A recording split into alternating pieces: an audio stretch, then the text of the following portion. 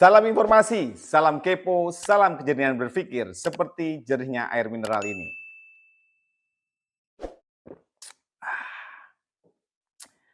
Masih soal Sambo, kok brigadir? Ya brigadir ya. Kematian Brigadir J ini awalnya membuka kasus ini menjadi perhatian publik. Ya, kematian Brigadir J. Terus berkembang dengan adanya dugaan pelecehan. Berkembang lagi dengan adanya dugaan kerajaan dan macam-macam. Lalu fokus lagi soal kematian Brigadir J ini. Tapi belakangan minggu-minggu ini kelihatannya seolah-olah jadi bias ini, bukan bias apa ya, seolah-olah soal kematian ini bukan lagi menjadi fokus utama. Soal siapa yang menembak, siapa yang tewas, atau bagaimana cara dia tewas, atau siapa yang menembak, begitu ya.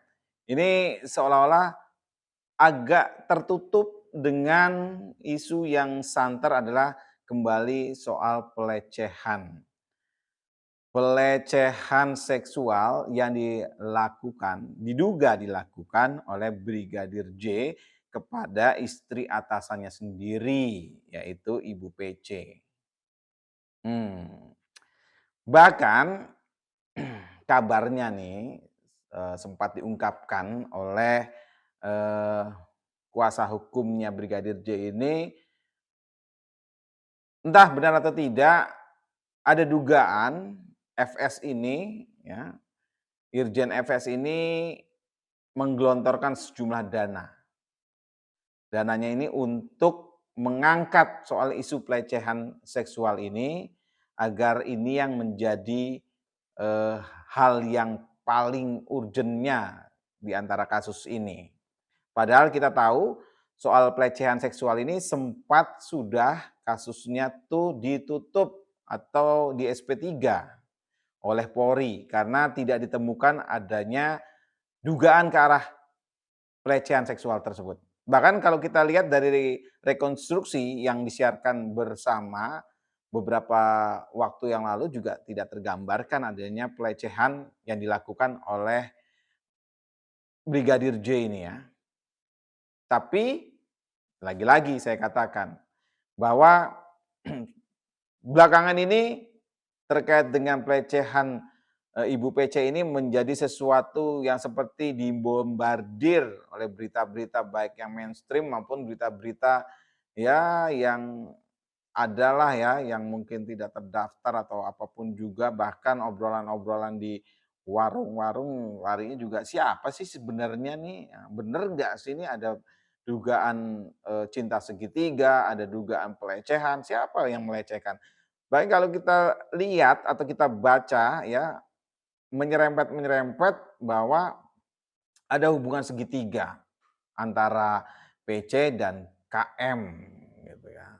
PC, KM, FS. Entah itu benar atau tidak ya. Tapi pada dasarnya harusnya mungkin tidak ya, kalau memang mau difokuskan pada soal pelecehan seksual, kenapa tidak orang-orang yang terlibat itu ya dimintai keterangan secara intensif ya. Ya kita tahu sih, polisi sudah mencoba maksimal dengan menggunakan lie detector gitu.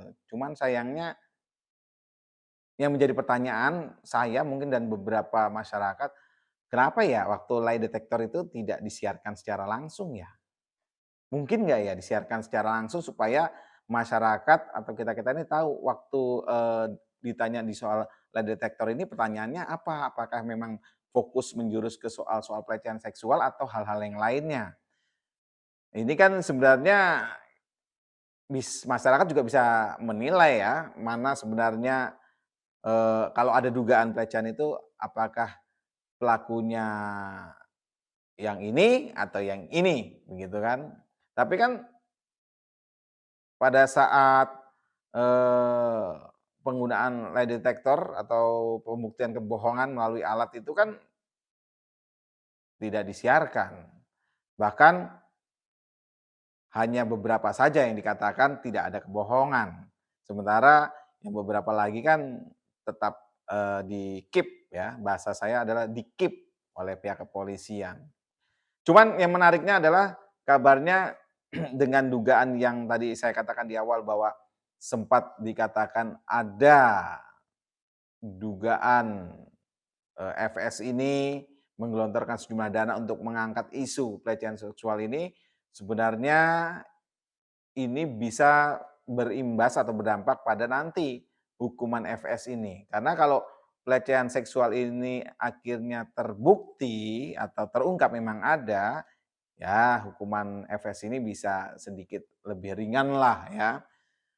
Dan kalau dilihat kan sebenarnya berkas FS ini sempat sudah, lari ke pengadilan ya, tapi sempat ada kabar seperti apa ya, dikembalikan, terus serahkan lagi. Walaupun Menko Polhukam kita sudah mengatakan enggak seperti itu, hanya sedikit saja kok yang direvisi.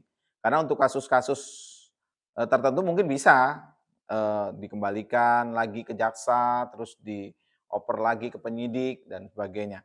Itu bisa, tapi kalau ini kan kejadian atau peristiwa yang khusus gitu ya, harusnya sudah jelas semuanya. Jadi nggak perlu lama-lama lagi dan bisa segera disidangkan. Bahkan sempat ada informasi nantinya, Sambo ini akan didakwa dengan, satu dakwaan tapi dengan 2 perkara, yaitu satu berkas maksudnya dengan 2 perkara, yaitu satunya itu adalah perkara soal pembunuhan berencana, yang keduanya adalah soal, menghalang-halangi penyidikan atau obstruction of justice ya, ini. Tapi belum diketahui juga sih kapan ya berkasnya akan masuk ke pengadilan dan segera disidangkan. Ini sebenarnya yang ditunggu-tunggu oleh masyarakat ya. Kapan sih, kasus ini disidangkan? Setidak-tidaknya nanti kira-kira sidangnya seperti kasusnya, kopi sianida si Mirna enggak ya? Jadi benar-benar nih ditayangkan secara langsung bagaimana sidangnya, ketika diperiksa saksi-saksinya, karena kan polisi menjanjikan semuanya nanti akan terungkap jelas dalam persidangan atau pengadilan. Yang pastinya kalau kita melihat, kasus Sambo ini masih menjadi sesuatu yang menarik untuk diperbincangkan dimanapun juga. Ya, memang seperti yang saya sampaikan tadi kalau soal berkas ini nanti ya, ini kan tanggung jawab jaksa ya. Jadi jaksa ini nggak boleh main-main. Jadi harus benar-benar nanti berkasnya ini supaya kuat sehingga ketika di persidangan nanti jadi kuat juga tuh nanti dakwaannya ya. Karena harus, terbukti secara formil dan informal atau material lah. Saya mungkin kurang menguasai itu soal itu ya. Yang pastinya harus benar-benar nih, harus benar-benar supaya tidak ada celah yang nantinya bisa merugikan atau dianggap tidak adil dalam kasus ini. Oke? Ya, sekali lagi, salam informasi, salam kepo, salam kejernihan berpikir, seperti jernihnya air mineral ini.